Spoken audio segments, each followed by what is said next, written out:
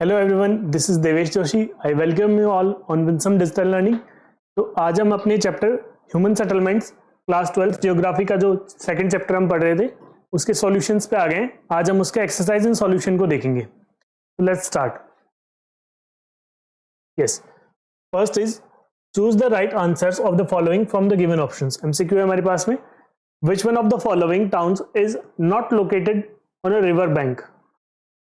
Agra, Bhopal, Patna and Kolkata. देखिए, आगरा के अंदर भी रिवर है, ताजमहल के पास में से होके जाती है। ठीक है, पटना में भी रिवर है, कोलकाता में भी रिवर है। भोपाल एक ऐसी सिटी है जिसके अंदर रिवर नहीं है, तो हमारा करेक्ट आंसर कौन सा हो जाएगा? भोपाल। ठीक है, करेक्ट आंसर हो जाएगा हमारा Bhopal. Then next, which one of the following is not the part of definition of a town as per census of India? Census of India की जो डेफिनेशन है उसके अकॉर्डिंग हमें बताना है कि टाउन का पार्ट नहीं है इनमें से। पॉपुलेशन डेंसिटी ऑफ 400% पर square kilometre, presence of municipality, corporation etcetera, more than 75% of population engaged in primary sector, population size of more than 5000%। देखिए, ये ऐसे क्वेश्चन जो आते हैं ना, बड़े आसान क्वेश्चन होते हैं। इसको सॉल्व करने का तरीका क्या है? थोड़ा सा आपको एक कॉमन सेंस रखना है। क्या करना है कि देखो, सेंसस ऑफ इंडिया हमने नहीं देखा भाई, क्या है सर ये सेंसस ऑफ इंडिया के अंदर क्या डेफिनेशन दी हुई है, हमने तो पढ़ा ही नहीं है, आउट ऑफ सिलेबस क्वेश्चन है, कॉमन सेंस वाली चीज है। देखो क्या कह रहा है, पॉपुलेशन डेंसिटी ऑफ 400% पर स्क्वायर किलोमीटर। ठीक है, एक लॉजिकल चीज से लगती है, कोई बात नहीं। प्रेजेंस ऑफ म्युनिसिपैलिटी, कॉर्पोरेशन, भाई टाउन के लिए पूछ रहे ना, not a part of. Town के लिए कौन सी कंडीशन सही नहीं है? टाउन होगा उसके अंदर म्युनिसिपैलिटी, कॉर्पोरेशन, म्युनिसिपल कॉर्पोरेशन वगैरह तो होंगे, इसका मतलब ये बात ठीक लग रही है। ठीक है, पॉपुलेशन डेंसिटी 400 पर स्क्वायर किलोमीटर, हाँ इतनी होगी तभी तो वो थोड़ा क्लस्टर्ड हमें लगेगा, हम उसको टाउन कह पाएंगे। ठीक है, then more than 75% of the population engaged in primary sector, यहां तो ही गड़बड़ होगी। आप याद करो, प्राइमरी सेक्टर वाला तो कौन से होते हैं? विलेजेस होते हैं, है ना, और विलेजेस होते हैं। और विलेजेस को हम क्या कहते हैं? टाउन के अंदर नहीं लिखते हैं, विलेजेस को तो हम किस में लिखते हैं? रूरल एरियाज में लिखते हैं। तो इसलिए ये वाला तो पॉइंट हमें गलत लग रहा है। Then population size of more than 5000 per person, 5000 person, हाँ ये भी ठीक है, वैलिड सा लग रहा है। तो इसका मतलब ये वाली जो चीज है ना, ये वाला भी ठीक सा लग रहा है। ये एक जो पॉइंट है ना, वो हमें थोड़ा सा यूं लग रहा है, क्योंकि प्राइमरी सेक्टर के यहाँ पे बात कर दी, प्राइमरी सेक्टर विलेजेस का पार्ट होता है। इसका मतलब ये एक आंसर प्रोबेबल हो सकता है, और एग्जैक्टली यही आंसर है। तो जब आपकी कुछ चीज ना पड़ी हुई हो तो उसका अगर क्वेश्चन आ जाए, थोड़ा सा ऐसा लॉजिक सा आप लगा सकते हैं और उसके बाद में कर सकते हैं उसको। ठीक है, then next, in which one of the following environments does one expect the presence of dispersed rural settlement? ये हमने चैप्टर के अंदर पढ़ा हुआ है। ठीक है, disperse rural settlement, alluvial plains of Ganga हमें देखने को मिलता है। Arid and semi arid regions of Rajasthan, वहां पे भी हमें देखने को मिलता है, बहुत दूर दूर है ना। फिर लोअर वैलीज ऑफ हिमालयाज, यहाँ पे भी कई बार देखने को मिलता है ना। Forest and hills in north east, ये वाला जो ऑप्शन है ये हमारे लिए करेक्ट आंसर हो जाएगा, because environment does one expect the presence of disperse rural settlement. ठीक है, डिस्पर्स रूरल सेटलमेंट जो होगी वो हमें इस एरिया में देखने को मिलेगी। देखो, गंगा के जो प्लेन्स होंगे ना, उनमें भी हमें क्या होगा? डिस्पर्स नहीं मिलेगा, सेमी क्लस्टर्ड मिलेगा, है ना। सेमी क्लस्टर्ड का मतलब कि एक मान लीजिए आपका मेन विलेज है, ये आपका मेन विलेज है, इस मेन विलेज के आसपास में कुछ ऐसी एक छोटी सी कॉलोनी होगी जहां 5-7 घर होंगे। ठीक है, ऐसी सेमी एरिड और एरिड रीजन राजस्थान के अंदर, वहां क्या होगा? वहां पे वाटर स्कैरसिटी है, तो वाटर रिसोर्सेज के पास में, है ना, वाटर रिसोर्सेज के पास में अपने आप से आपको क्या मिलेगी? कम्युनिटी मिल जाएगी, या ऐसे लोग रह रहे होंगे, उनका घर आपको मिल जाएगा। लोअर वैलीज ऑफ हिमालयाज, यहाँ पे भी आपको लोग एक छोटी छोटी कॉलोनीज के अंदर रहते हुए मिल जाएंगे। एकदम डिस्पर्स की जो आप बात करो ना, बहुत कम, एक आधे घर। जो हमने नागालैंड की पिक्चर देखी थी, आपको अगर याद हो तो देखिए, नागालैंड वाली जो पिक्चर थी उसके अंदर हम बात कर रहे थे, तो वहां पे हमने ऐसा कुछ देखा था।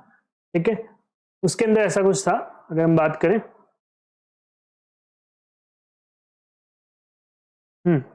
ये देखिए, जो हम डिस्पर्स सेटलमेंट की बात कर रहे थे, डिस्पर्स सेटलमेंट ये आ गया हमारे पास में। तो कहां पे? नागालैंड के नाम बात कर रहे थे, हिली एरियाज के नाम बात कर रहे थे, मोस्टली नॉर्थ ईस्ट वाला जो हमारा सेक्शन था उसके अंदर की हम ये बात कर रहे थे।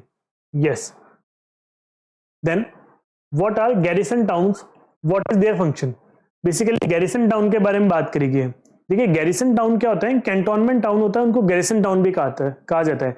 गैरिसन कैंटोनमेंट टाउन्स, ये इनका पूरा नाम होता है। बट अगर गैरिसन टाउन के नाम से पूछा जाए तो हमें पता होना चाहिए कैंटोनमेंट टाउन्स की बात करी जा रही है। टाउन्स मतलब अर्बन एरियाज होंगे कुछ, ठीक है। व्हाट इज देयर फंक्शन, ठीक है। पूरा नाम अगर आपको याद है ना, गैरिसन कैंटोनमेंट टाउन, तो उससे आपको एक आइडिया लग जाएगा कि कैंटोनमेंट मींस मतलब सैन्य छावनी, सैनिकों वाला, आर्मी वाला कुछ ऐसा एरिया हुआ करता था। मतलब जो आर्मी है, नेवी है, एयरफोर्स है, इन तीनों के पर्सनल से रिलेटेड होगा, या तो वो वहां पे स्टेशन होते होंगे या उनकी कुछ कॉलोनीज हुआ करती होंगी, जो भी कुछ ऐसा। देखिए उसी से रिलेटेड है।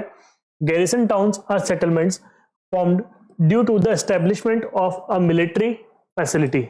मिलिट्री फैसिलिटी की वजह से हमने कुछ एरियाज के नाम भी देखे थे। They are also referred to as cantonment towns. क्या इनको कहा जाता है? कैंटोनमेंट टाउन्स भी कहा जाता है। Ambala, Mhow etcetera can be referred to as garrison towns. देखिए मैंने आपको कहा भी था चैप्टर जब हम पढ़ रहे थे कि आप कुछ ऐसे जो कैंटोनमेंट टाउन्स या जो भी टाउन्स के नाम आए या कुछ रूरल एरियाज के नाम आए, तो उनके क्लासिफिकेशन के साथ में उनके एक दो एग्जाम्पल्स भी आप याद रखें। ये एग्जाम्पल्स हमें ऐसे क्वेश्चंस के अंदर मेंशन करने में काम आते हैं। The central purpose of the garrison towns is to provide for the requirements of the nation's defense forces and people employed in the country's defense services. Basically क्या करते हैं, कौन से रिक्वायरमेंट को फुलफिल कर रहे हैं? नेशंस डिफेंस फोर्सेज, नेशन की जो डिफेंस फोर्सेज है उनके लिए, and people employed in the country's defence services, basically defence forces से रिलेटेड एरियाज हो गए। These are specifically built for military, naval और एयरफोर्स ऑपरेशंस, ठीक है। तो वहां पे इसीलिए बना दिए जाते हैं सो दैट कि वहां पे उनको असिस्टेंस रहे अपने ऑपरेशंस को कैरी आउट करने में। Yes, then next question is what are the main factors of the location of villages in desert regions.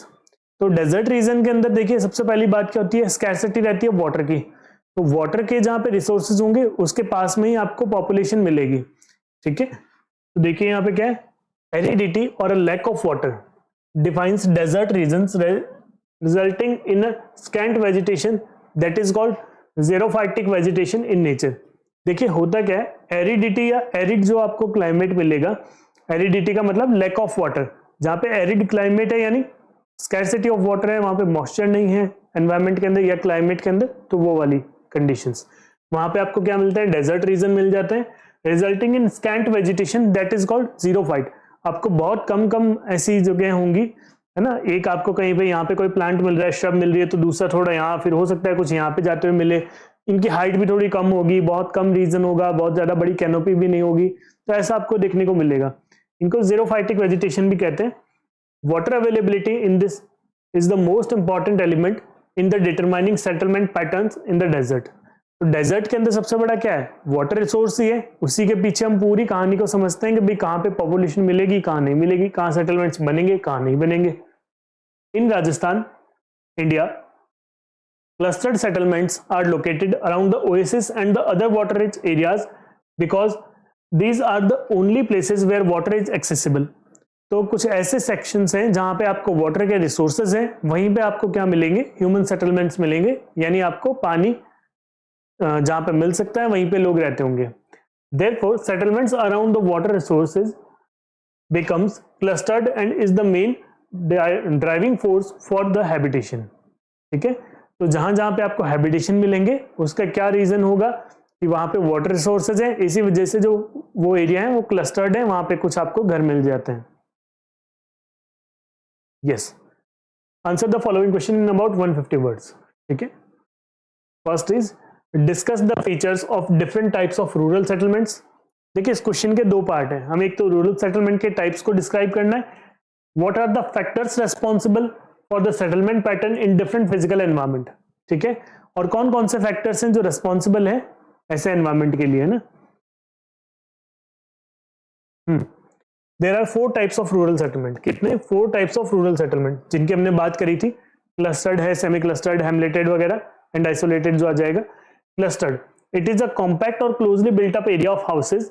The general living area is distinct and separated from the surrounding farms, bands and pastures. These settlements are generally found in fertile alluvial plain in the northeastern state।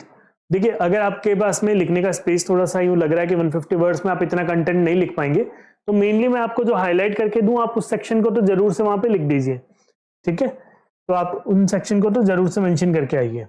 It is a compact और closely built area of the houses, ठीक है।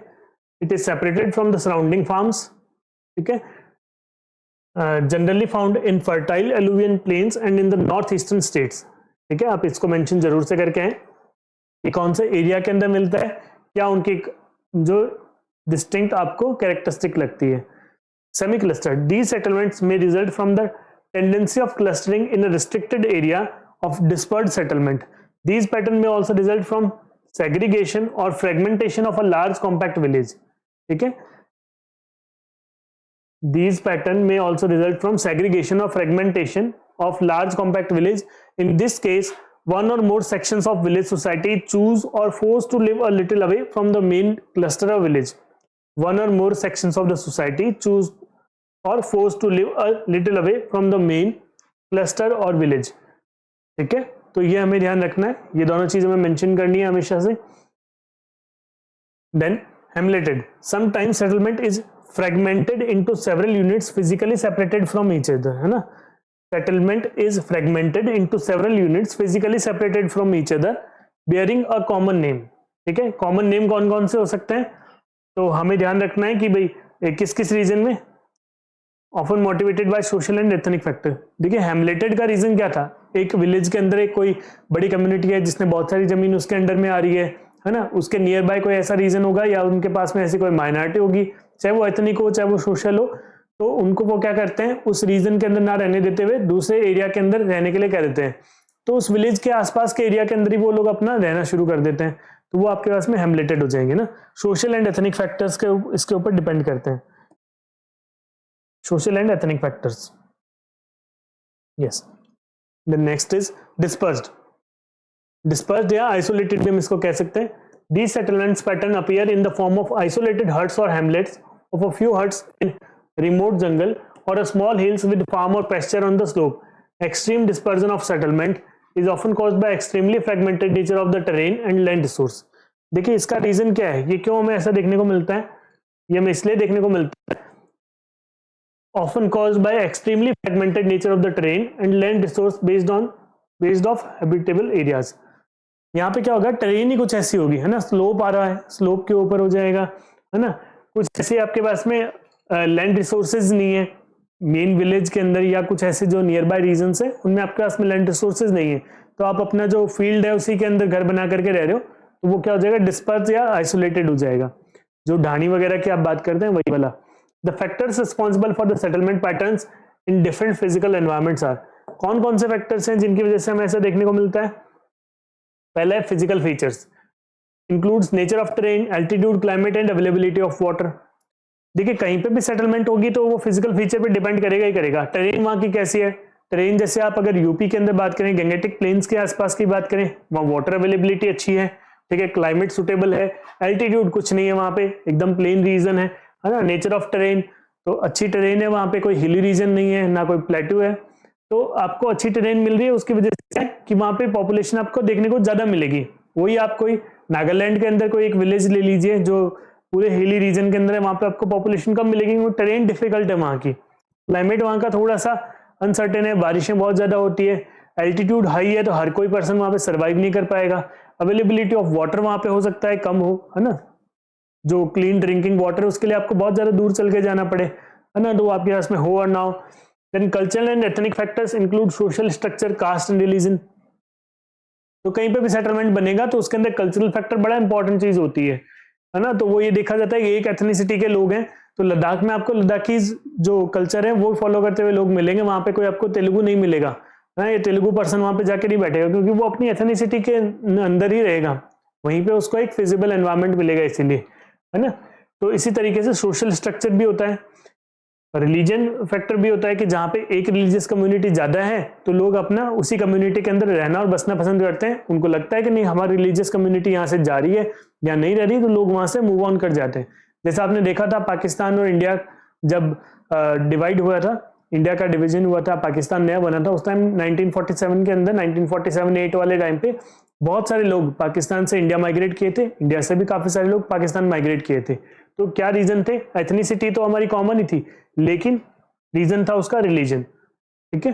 Then security factors include defence against the thefts and robberies, कहीं पे अगर कोई insecure या unsafe areas हैं तो उन अनसेफ एरियाज के अंदर क्या होगा कि लोग वहां से मूव ऑन कर जाएंगे या वहां पे सेटलमेंट कम होगी, है ना, तो ये सब रीजन है। Yes, second question is, can one imagine the presence of only one function town, why do the cities become multifunctional? देखिए दो क्वेश्चन आ रहे हैं इसके अंदर भी, है ना। वन फंक्शन टाउन भी हमें क्या देखने को मिल सकते हैं, या फिर जो हम बात करें सिटीज मल्टीफंक्शनल क्यों हो जाती है, ये दोनों चीजों को हमें आंसर करना है। पहली बात तो हमें ये अच्छे से पता है जब हमने चैप्टर को पढ़ा है कि वन फंक्शन टाउन तो एग्जिस्ट नहीं करते हैं ना, एक उनका नाम जो हो जाता है वो एक पर्टिकुलर फंक्शन के पीछे इसलिए हो जाता है क्योंकि वहां पे वो इंडस्ट्री या वो जो सेक्शन है वो बहुत ज्यादा फेमस है, कोई कमर्शियल रीजन की वजह से बहुत ज्यादा फेमस हो जाएगा, कोई इंडस्ट्रीज कहीं पे बहुत ज्यादा है तो वो इंडस्ट्रियल टाउन के तौर पे फेमस हो जाएगा, लेकिन वो सिंगल फंक्शन पे कभी भी डिपेंड नहीं करता, वो हमेशा मल्टी फंक्शनल होता है ना। तो उसके क्या क्या रीजन है उनको हमें बताना है। Towns and cities are generally classified on the basis of the functions they perform. No town performs a single function. ये बात हमने यहीं पे कर दी। Rather, they are classified on the basis of the dominant function they perform. ठीक है, जो dominant function होता है, जैसे कोई मुंबई है, मुंबई को हमने इंडस्ट्रियल टाउन क्यों कह दिया, क्योंकि वहां पे इंडस्ट्रीज काफी जाता है। इसका मतलब सिर्फ मुंबई एक इंडस्ट्रियल टाउन तो नहीं है, वो कमर्शियल हब भी है ना, लेकिन इंडस्ट्रीज प्रिडोमिनेंटली है, इस वजह से हमने उसको कह दिया, डोमिनेंट फंक्शन की वजह से हमने उसका ऐसा नाम दिया। Even specialized cities, as they grow into metropolis, become multifunctional wherein industry, businesses, administrative transport, etc. become important. The functions get so intertwined that the city cannot be categorized in particular functional classes due to the varying needs of human beings. All the people of the town cannot be engaged in a single activity. देखिए यहाँ पे एक reason हमने भी दे दिया है कि multi functional cities क्यों बन जाती है, सिंगल इसलिए बन जाती है या उसका नाम सिंगल के ऊपर क्यों हो जाता है, क्योंकि वो डोमिनेंट होता है। ठीक है, वो फंक्शन वहां पे क्या होता है, डोमिनेंट होने की वजह से वहां पे उसका नाम ऐसा हो जाता है। ठीक है, तो वहां पे जितने भी ह्यूमन बींग्स हैं, है ना, वो सब एक ही सेक्टर के अंदर काम नहीं कर सकते, इसीलिए वहां पे क्या हो जाता है, मल्टी फंक्शनल डेवलप हो जाती है सिटीज। जितने भी लोग वहां पे रह रहे हैं, मुंबई के अंदर जितनी पॉपुलेशन है, क्या सारी की सारी इंडस्ट्रियल सेक्टर में काम कर रही है, नहीं कर रही, लेकिन बहुत सारा सिग्निफिकेंट पोर्शन जो है मुंबई की पॉपुलेशन का इंडस्ट्रियल सेक्टर में काम कर रहे हैं, इसी वजह से उसको ऐसा हमने नाम दिया हुआ है। ठीक है, yes. Then even if town is garrison town, basic trade activities must be carried out to provide the residents with the articles of day-to-day need, food item, etc. To support the dominant activity of the town, the ancillary activities start emerging.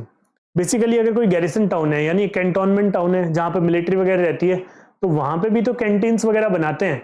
वो क्यों बनाते हैं, so that उनको day to day उनका जितनी भी चीजों की रिक्वायरमेंट, चाहे फूड से रिलेटेड, चाहे कोई भी उनके डेली यूटिलिटी की चीजें, उनको सब कुछ मिलती रहे। तो वहां पे एंसिलरी एक्टिविटीज हो जाती है, धीरे धीरे स्टार्ट हो जाती है। अब हो सकता है एंसिलरी एक्टिविटीज जो बाद में स्टार्ट हुई हैं वो भी एक सिग्निफिकेंट पोर्शन ले ले, है ना, लेकिन प्राइमरी तो वही रहेगा ना कि वो जो टाउन जो था कौन सा था, कैंटोनमेंट एरिया था, तो कैंटोनमेंट ही कहा जाएगा वो। लेकिन भले ही चाहे वहां पे अगर आप बात करें प्राइमरी सेक्टर या सेकेंडरी सेक्टर अच्छा बढ़ जाए, नाम तो प्राइमरी का ही रहेगा। प्राइमरीली वो क्या था, कैंटोनमेंट था, तो कैंटोनमेंट ही जाना जाएगा। Yes, Mumbai is a transport town due to presence of port in Mumbai, but is also a hub of international trade in India. Hence, is a trade town. Basically इसको transport town भी कहते हैं और इसको trade town भी कहते हैं। Transport और ट्रेड टाउन दोनों क्यों कहा, क्योंकि ट्रांसपोर्टेशन हब की तरह काम कर रहा है, और ट्रेड टाउन इसलिए कहा क्योंकि यहाँ पे ट्रेड का काम भी बहुत ज्यादा होता है ना। Also it is the commercial capital of the country due to the varying commercial activities which are a result town and port city. Basically क्या है कि यहाँ पे बहुत सारी कमर्शियल एक्टिविटीज भी होती है, इसलिए इसको एक कमर्शियल टाउन भी कह दिया। तो देखो कितनी सारी चीजें यहाँ पे हमारे पास में आ रही है। एक तो ये ट्रांसपोर्ट टाउन भी है, ठीक है, एक ये ट्रेड टाउन भी है ना, उसके बाद में यहाँ पे कमर्शियल कैपिटल भी है ये सिटी की, क्योंकि कमर्शियल एक्टिविटीज यहाँ पे बहुत सारी होती है ना। ये एक पोर्ट सिटी भी है ना। Therefore the presence of a dominant of a single function also attracts people to the town, which in turn create conditions of a single function also attract people to the town, which in turn creates conditions conducive for the development of other functions. Basically ये line दो बार आ गई, ठीक है। Hence towns become multifunctional.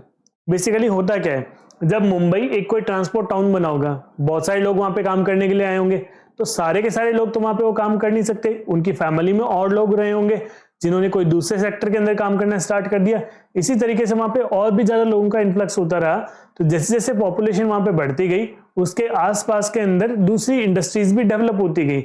अब दूसरी industries develop होने की वजह से वो क्या बन गई, एक मल्टी फंक्शनल सिटी बन गई या मल्टी फंक्शनल टाउन बन गया। The functions performed in a town are extremely dynamic, new functions keep on adding and old functions getting linked with each other, therefore the modern economies no town can be single function town. देखिए क्या होता है, कोई भी town है modern economy में single function town क्यों नहीं है, हमने बहुत अच्छे से समझ लिया कि एक ही इकोनॉमिक एक्टिविटी वहां पे कंटिन्यूअसली होती रहे ऐसा जरूरी नहीं है। बहुत सारी जो इकोनॉमिक एक्टिविटीज है वहां पे पैरेलल में चलती हैं, लेकिन एक डोमिनेंट होती है, उसके नाम के साथ में हम उसको जानते हैं, लेकिन वहां पे अदर एक्टिविटीज भी अपने आप ही होना स्टार्ट हो जाती हैं। इसी वजह से जो एक टाउन रहता है एक डोमिनेंट नाम से तो जाना जाता है, लेकिन वो सिंगल फंक्शनल ना होके मल्टी फंक्शनल बन जाता है। तो ये हमारा इसका एक आंसर का कंक्लूजन भी हो गया। ठीक है, तो आपको इसको ये जो आंसर था उसके अंदर इन चीजों को मेंशन करना जरूरी है। मुंबई का जो ये एग्जांपल था उसको आप जरूर से मेंशन करिएगा, सो दैट कि आप अपने आंसर को सब्सटेंशिएट कर पाए, उसके अंदर सारे अच्छे से फैक्ट्स दे पाए और क्लियर कर पाए। सो ये हमारे इस ह्यूमन सेटलमेंट वाले चैप्टर के सॉल्यूशंस थे जो हमने यहाँ पे अभी सॉल्व किए हैं। आई होप कि आपको यहाँ से बहुत सारी हेल्प मिलेगी, आप अपने आंसर्स को अच्छे से यहाँ से वैल्यू एडिशन कर पाएंगे। Thank you so much for learning with Winsome digital learning.